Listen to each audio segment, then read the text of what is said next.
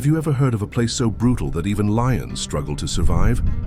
A land where the sun scorches the bones, the ocean brings fog instead of relief, and the air tastes like salt and ash.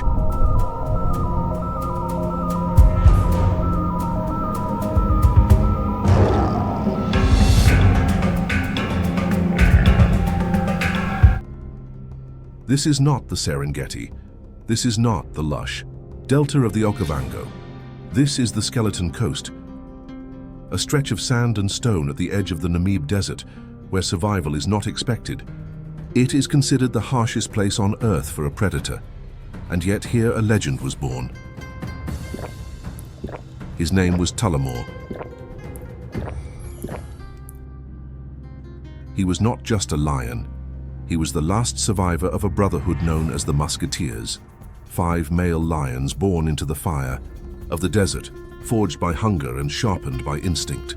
They were raised in the absence of shade, in a land where food walks on hooves across sand dunes and death hides behind the fog. This is not a tale of glory. It is a tale of resistance, a true story that blurs the line between miracle and tragedy.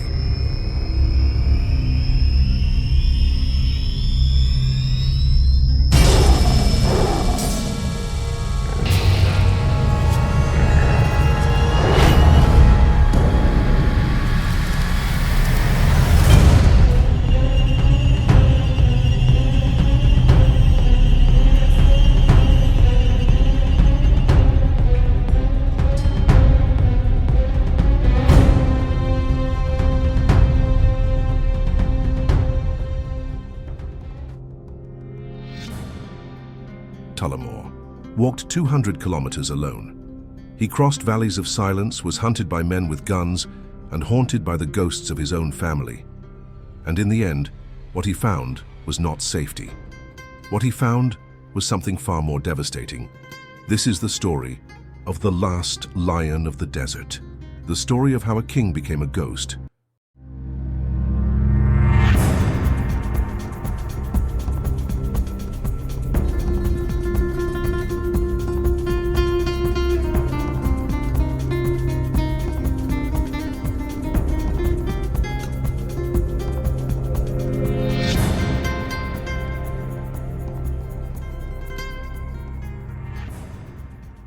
Years before the silence, before the fires, and before the scent of blood soaked into sand, there was a lone acacia tree twisted by the wind. Beneath its brittle branches, a lioness gave birth to 5 male cubs. She was thin, her ribs drawn tight under her fur, and the desert did not welcome new life. Every breath was already a fight, and bringing 5 mouths into this world was like challenging death to a game.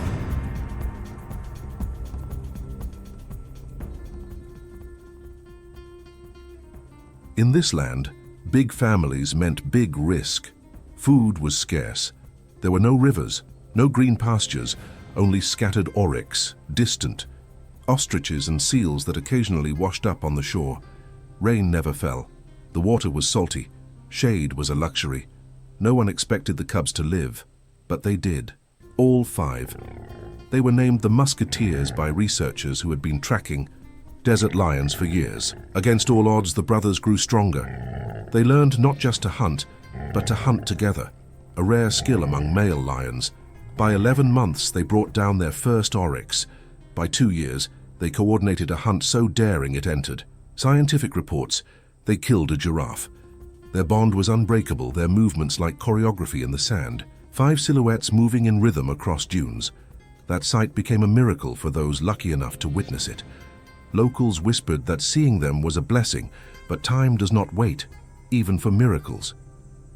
At 3 years old, the call of instinct arrived.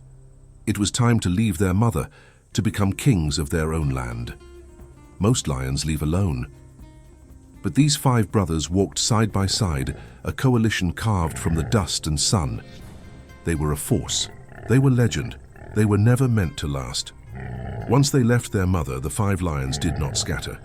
They moved as one, a wall of muscle and silence drifting across the dunes. Their reputation grew with every step.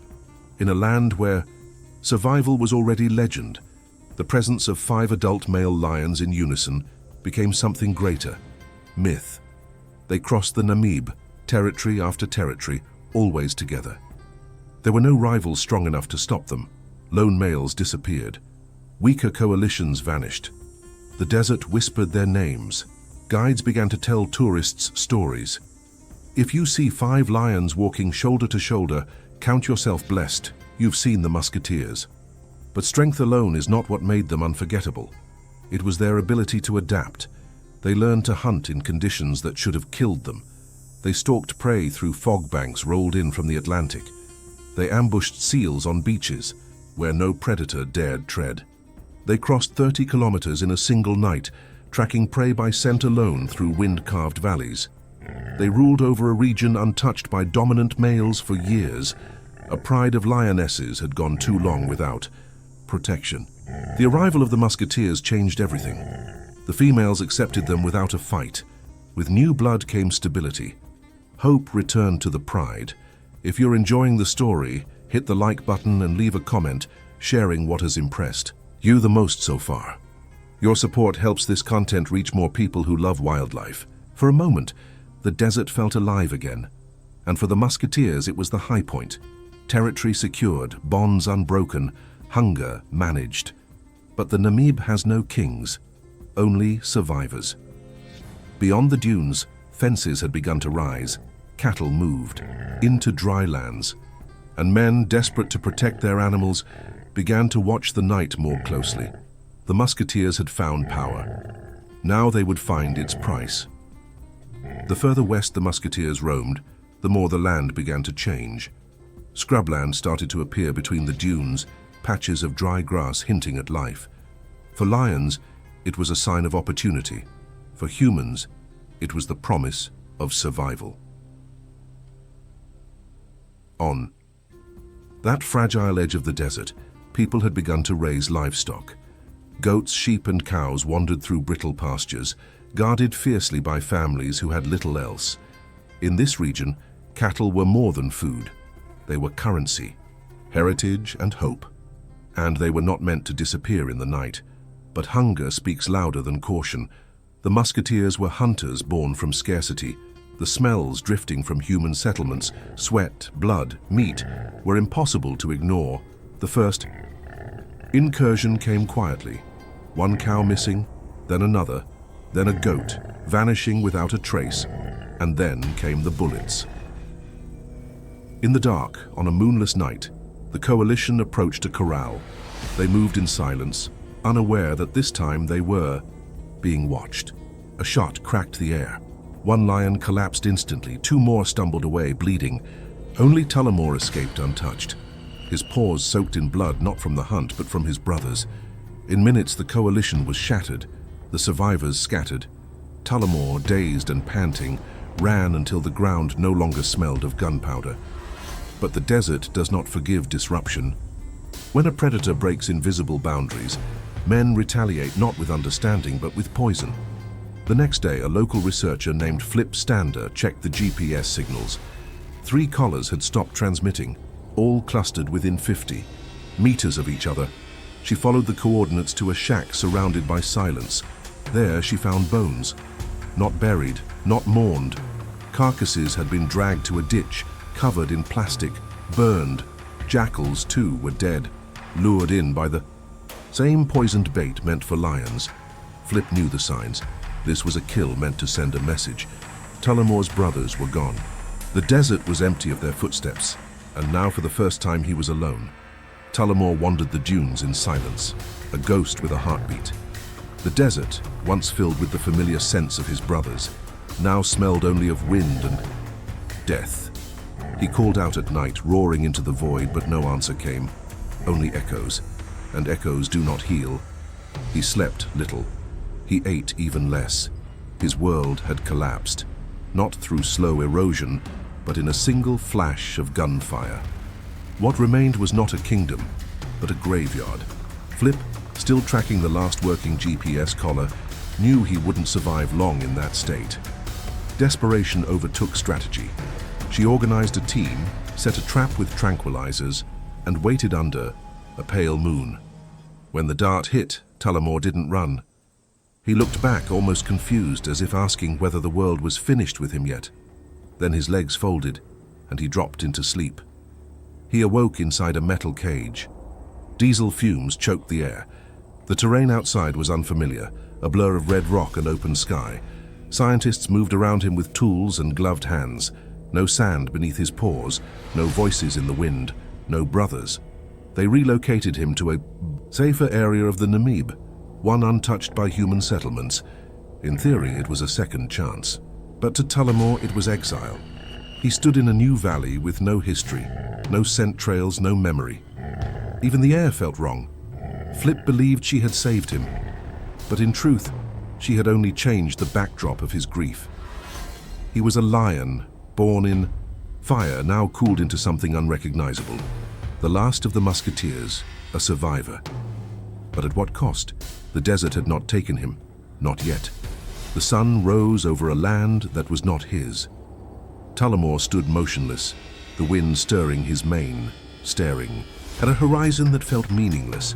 There was no scent of his mother, no sign of his brothers, nothing he recognized, only silence, and the kind that settles in bones, not just ears. He waited days, roared once, then stopped, and then slowly he began to walk. No GPS guided him. No food waited ahead, but something, memory, instinct, or grief, pulled him eastward, across dunes that swallowed his paws, past dried riverbeds where no sound lived, over stone ridges that cut into his pads. Every step cost energy he didn't have.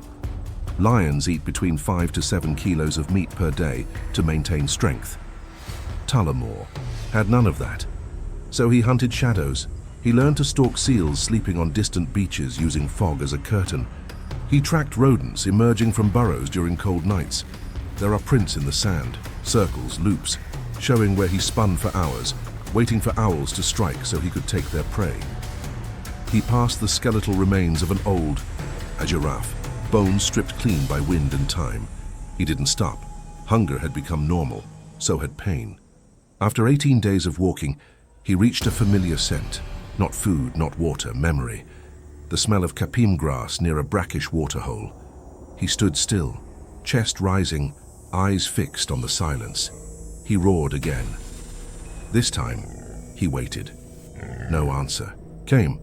He circled the area looking for signs, scratch marks, old scat, broken twigs. And then he saw them. Bones, sun-bleached, punctured. One still had a collar, shattered by heat or fire. He didn't understand. He had been gone when they died, gone when their blood soaked the dirt. Now their story reached him not in voices, but in remains. He stayed near the bones for a day. Then two. Then he walked again. He was no longer searching for his family. Now he was searching for something to live for. He wandered back into territory that once belonged to him, or rather, to the coalition he had been part of. The scent of his brothers was long gone, erased by wind and time, but the pride of lionesses remained, barely. The females had struggled. One had become the reluctant matriarch after the death of their leader, worn down by hunger and the weight of orphaned cubs. Her ribs showed through her skin. Her steps dragged. The land they roamed could no longer support them alone. At first, they avoided him. A lone male was danger. But Tullymore did not roar. He did not chase. He simply followed, distant, quiet, patient. One lioness, younger, with amber-colored eyes, began to watch him from the shadows. Night after night, he trailed behind them, never interfering, never threatening. And then, one night, everything shifted. They hunted together, not as a coordinated pride, but as a loose rhythm of necessity. She flushed out a springbok. He took it down. There was no growl of dominance, no fight over the kill, just understanding. Over the weeks that followed, the partnership solidified. The other lionesses began to accept his presence. He was no longer a stranger. He was something else now, a protector, a provider. Tullymore had not reclaimed a throne. He had not restored a legacy. But he had found something worth waking up for, a pride in need, a place to belong. In a land that had buried his past, he was writing a new chapter. For a while, Tullamore thrived. His body grew strong again. His coat gleamed in the dawn light. He hunted with precision, led without force, and for the first time in years, peace seemed possible. But something stirred in him, a pull toward the west, where fences marked forbidden lands, and the scent of his past still lingered. Maybe it was hunger, maybe memory, maybe the urge deeply coded into his blood to expand. In April 2017, his GPS collar showed a shift. He had crossed the boundary into cattle lands. Flip watched the green dot disappear behind a mountain range. Days passed, no signal. The batteries weren't dead. The silence meant something else. Weeks later, her fears were confirmed. Local herders whispered of 2 lions found dead, burned, covered with plastic sheeting, buried in a shallow ditch. No official report, no photos, but one microchip remained readable through the ash. Tullymore, the last of the musketeers, was gone. Not to age, not to hunger, not to the desert, but to fire. Set by human hands, in a quiet war where no one keeps score. A king erased. They burned his body to erase a threat, to silence a shadow that wandered too close to their world. But fire doesn't erase a story, it reveals one. Tullymore did not die in vain. His life, his journey through desolation, loss, and fragile rebirth, became more than a tale of survival. It became a mirror showing what happens when wildness meets wire, when instinct meets industry. When the kings of the land are hunted not for territory, but for trespassing on land they once ruled. The desert remembers him, so do we, because some ghosts are not meant to disappear.